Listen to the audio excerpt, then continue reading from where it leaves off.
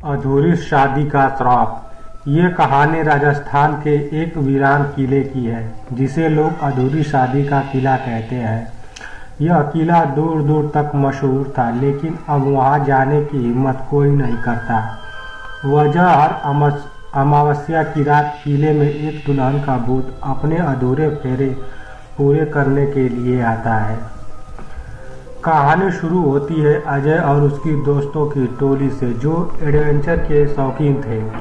उन्होंने सुना कि किले में दुल्हन का भूत हर अमावस्या को प्रकट होता है। उनकी जिज्ञासा बढ़ गई। अजय ने कहा, अगर ये सिर्फ एक कहानी है तो इसे साबित करना हमारा काम है। चलो इस अमावस्या की रात किले में रुकते हैं। सबने सहमति जताई और तय किया कि वे किले में रात बिताएंगे। अमावस्या की रात वे किले के पास पहुंचे। किला वीरान है और डरावना लग रहा था। घने बादल और ठंडी हवा माहौल को और भी भयानक बना रही थी।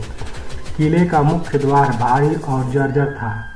जब उन्होंने उसे धक्का देकर खोला तो अंदर सन्नाटा और अंधेरा था।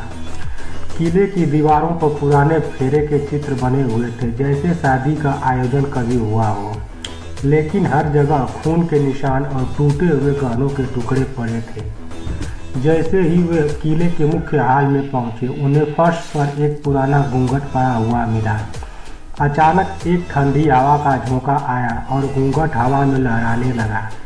अजय ने इसे मजाक में उड़ाते हुए कहा, यह सिर्फ हवा है, डराने की जरूरत नहीं है।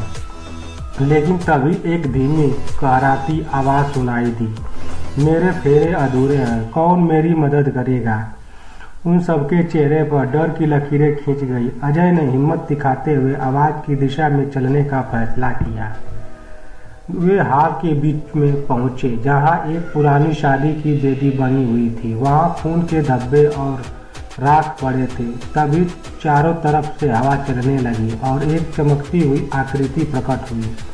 वह एक दुल्हन की थी, जिसकी आंखों में दर्द और चेहरे पर गुस्सा था। दुल्हन ने कराहते हुए कहा, मेरे फेरे अधूरे हैं, क्या तुम मेरी मदद करोगे? अजय, जो अब तक खुद को बहादुर मान रहा था, डर से कांपने लगा। दोस्तों ने पीछे हटने की कोशिश की, लेकिन किले के दरवाजे खुद ब खुद बंद हो गए। दुल्हन ने बताया कि उसकी शादी कई साल पहले इसी किले में हो रही थी, लेकिन शादी के दौरान किले पर दुश्मनों ने हमला कर दिया। उसके पति को मार दिया गया और दुल्हन को जिंदा जला दिया गया। उसकी आत्मा तब से हर अमावस्या की रात अपने अधूरे फेरे पूरा करने के लिए भटक रही है। दुल्हन ने कहा, जो भी मेरे साथ फेरे पूरा करेगा उसे शांति मिलेगी, लेकिन तुम मुझसे नहीं बच सकते। अजय ने हिम्मत जुटाकर कहा, हम तुम्हारी मदद करेंगे। लेकिन जैसे ही उसे यह कहा, दुल्हन ने खतरनाक रूप धारण कर लिया। उसकी आंखें जलने लगी और उसकी आवाज़ गूंज उठी, जो मेरी मदद करता है वह मेरी तरह मौत का शिकार हो जाता है। उनके चारों ओर आग की लपटें उठने लगी। दोस्तों ने भागने की कोशिश की, लेकिन हर रास्ता बंद हो गया। एक के बाद एक दुल्हन ने उन सभी को अपने क्रोध का शिकार बना लिया।